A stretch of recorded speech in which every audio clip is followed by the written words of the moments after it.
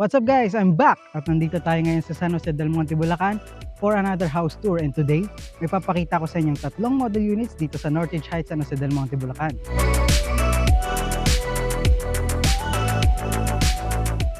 So this project here in Northridge Heights, San Jose del Monte, Bulacan, a few minutes away lang siya sa SM Tungko, which is yung magiging station ng MRT 7, and malapit lang din siya sa 3 major hospitals, and malapit lang din siya sa schools, and a few minutes travel time lang din sa mga major establishments na kailangan natin for everyday. And this project is fully finished na turnover na, so kasama na yung tiles, and may partitions na rin siya sa loob. So all of these units are 3 bedrooms and 2 toilet and bath units. So check this out, panoorin nyo hanggang dulo. So this is the first unit, yung Cuzar townhouse natin. This is a 60 square meter na lot area and 60 square meters na floor area. Well, nandito tayo, papakita ko rin sa inyo mga small details ng mga bahay na to na makakatulong sa atin sa everyday life natin. Let's start dito sa car garage. So this is a 6.5 meters na car garage. So yung mga malalaking kotse natin dyan, kahit yung mga pickup natin, kasyang-kasya dito. So this is the facade. Sa harap naman ng bahay, meron tayong malaking sliding windows for natural sunlight. Then, meron tayong step. So, hindi tayo diretso loob ng bahay. So, another is itong covered area na to. Protection natin para sa ulan. Para kung umulan man, hindi diretso sa bahay natin yung tubig. No? So, pakakatipid tayo sa maintenance at sa linis din. So, pasok tayo sa loob. Ito naman yung front door natin, wooden door. So, pagpasok natin sa loob, complete finish na siya. So, kasama na yung tiles, painted na yung walls natin, and yung sa ceiling natin, ganyan na talaga siya, decorated na siya. For homeowners, ng mga buyers neto, gamit nyo na lang talaga ang kulang. So, ready na lahat. This is the dining area. Wait, buksan ko lang yung mga ilaw.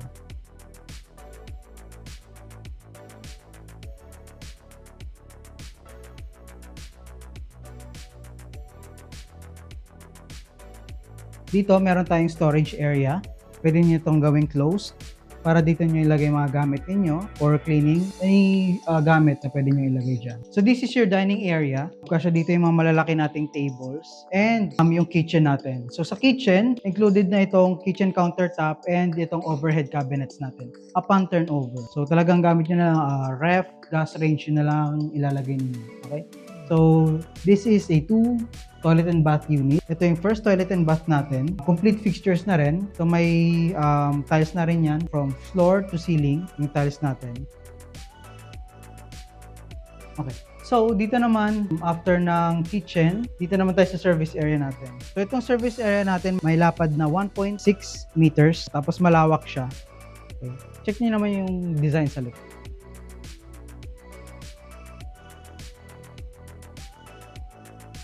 Okay, so, yan yung haba niya, 60 square meters yan.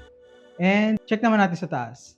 Okay, so sa stairs natin, fully tiled, then mayroon na tayong handrails. Check natin sa taas. So, nandito tayo ngayon sa taas, sa second floor. And this is a 3-bedroom house and lot. So, check muna natin tong first bedroom. So, this is your first bedroom. Kasyang-kasya yung mga bunk beds, tulad nito.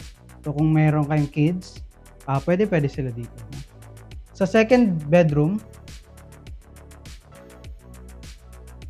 okay. Dito naman yung second bedroom natin.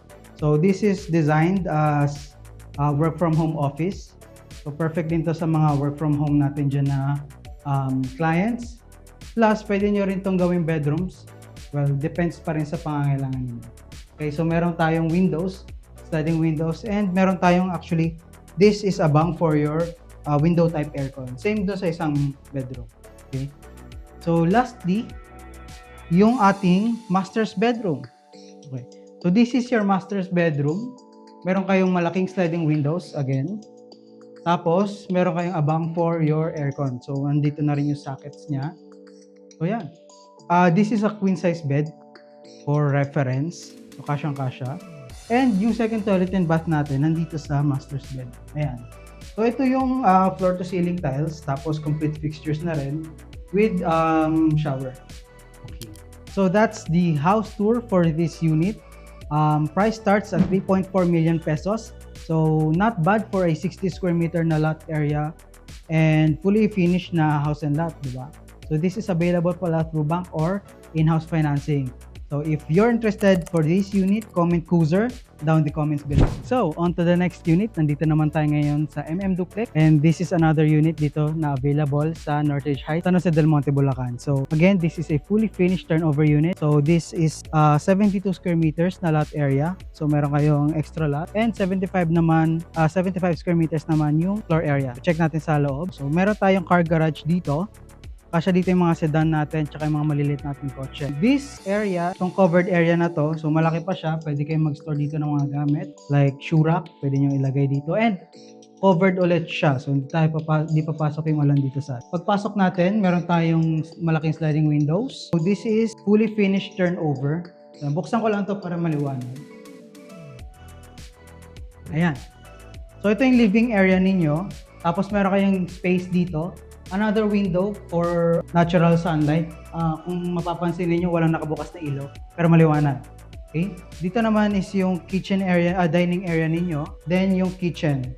So this one is mas mahaba compared dun sa cruiser townhouse natin. So again, kasama na to sa turnover, and pati itong overhead cabinets natin kasama na sa turnover. So hassle-free and complete fixtures na rin yan. Ganon din sa ceiling. Decorated na yung ceiling natin, so mas maganda. Kung gusto nyong palagyan ng ambient lighting, mas maganda rin. Okay? So this one, another sliding windows. Maliwanag talaga, no? So this is your service area. So check natin itong extra lot ninyo. Meron pa kayo dito sa likod. Pakita natin. So yan. Malaki pa, malawak. Hanggang sa taas, malawak. Okay? So maganda dito, hindi kayo nakadikit sa kapitbahay ninyo. Meron kayong sariling wall talaga na para sa inyo. So kung magdidikit man kayo sa pader ninyo, walang problema. Also, this is your extra lot, 'di ba? Ang lawak pa. No? And kung mapapansin niyo, ang ganda ng design nitong mga cover natin sa sliding windows. Check niyo. Okay. So that's it for our service area. Check naman natin sa taas. Okay, this is a 3 bedrooms, 2 toilet and bath na unit. So dito yung first toilet and bath natin actually. So yan, ito yung first toilet and bath natin, maganda rin siya. Katulad din ng cruiser townhouse, complete fixtures na rin yung toilet and bath natin. Pag akyat natin sa second floor, meron tayong landing area, and again, napakagandang sliding windows, kaya maliwanag dito sa taas. So dito muna tayo sa first bedroom natin. Okay. Napakaliwalas na itong first bedroom actually. Kasi ang dami niyang windows. So this is yung malaking sliding windows natin, and ito naman yung sa harap natin. So katulad nung kanina, meron na rin tayong abang 4-hour window type aircon. So ang maganda dito pala, kung hindi ko nabanggit kanina, yung mga abang natin for window type aircon ay naka-glass. Hindi siya naka-open lang. So kung hindi niyo siya gagamitin, okay lang din kasi hindi papasok dito yung dumi. Unlike sa iba na nakaiwang bukas lang, or naka-cover lang ng kahoy. So dito naka-glass. So useful pa rin siya. So dito naman, ito yung sa ating second bedroom. So tama lang yung size for a bedroom and office area. Okay. So next, dito tayo sa master's bedroom. Ito yung magiging master's bedroom natin. So mas malaki siya, malawak din. And again, napakaliwanag, 'di ba? Kasi malalaking sliding windows natin. And then for master's bedroom, abang natin for window type aircon, naka-cover din ng glass. Okay, tapos nandito na yung sockets natin para pag yung wirings hindi na makalat. Malapit na lang siya. Okay. So yung second toilet and bath natin is common. So para siya sa lahat, and ito siya. Complete fixtures na rin katulad ng ibang units. And yun. Okay. So napakaganda ng unit na to, no?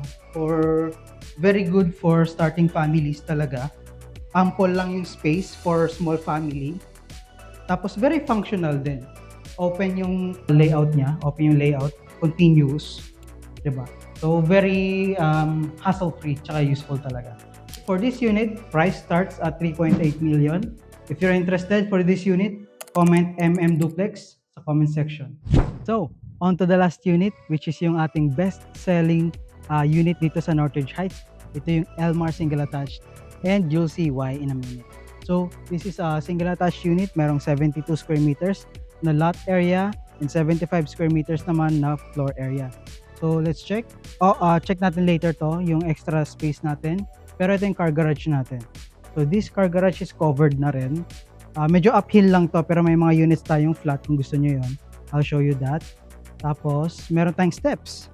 Pero this is kasi uphill unit. So meron tayong stairs. So again, another covered area for ulan, no?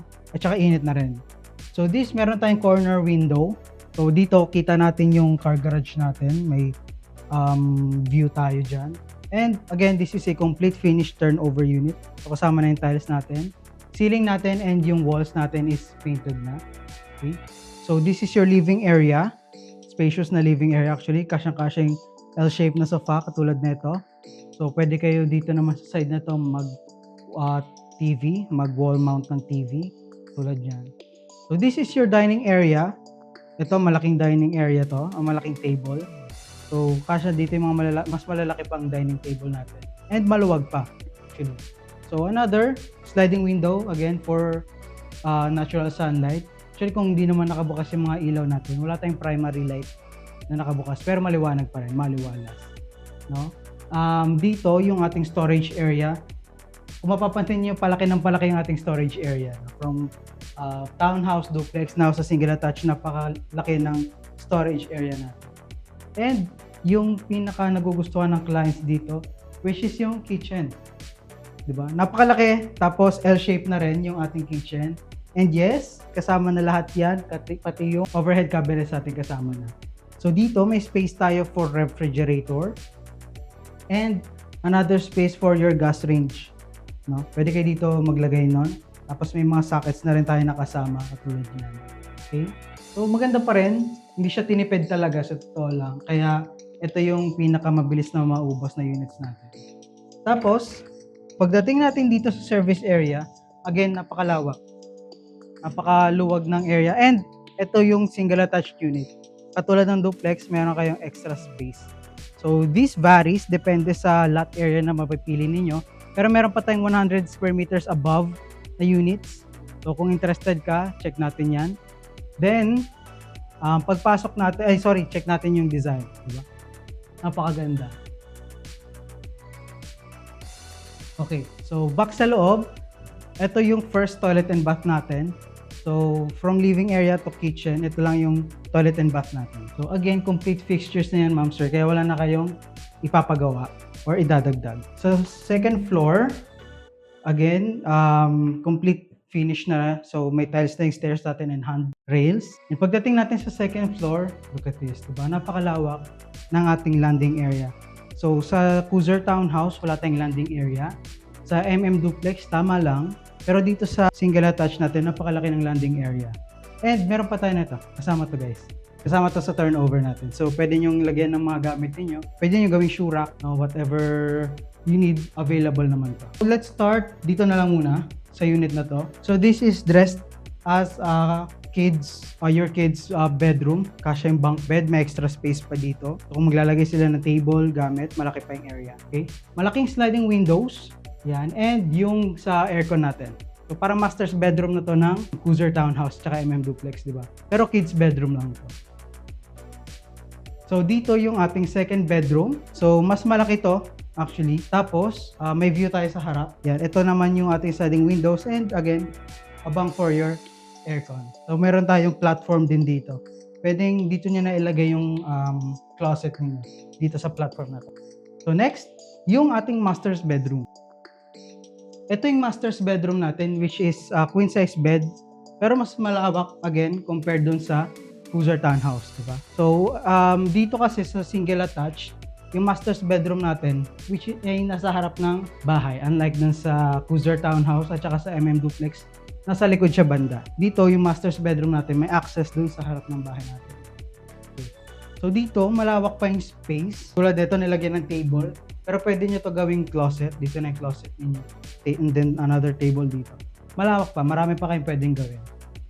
Okay. So second toilet and bath naman natin, it is a common. It is a common toilet and bath. So may access lahat sa toilet and bath. If you want a more private toilet and bath, perfect para sa inyo yung Cruiser Townhouse. So yan, dito sa space pa lang nito, napakalawak na marami na kayong pwedeng gawin or ilagay. So yan.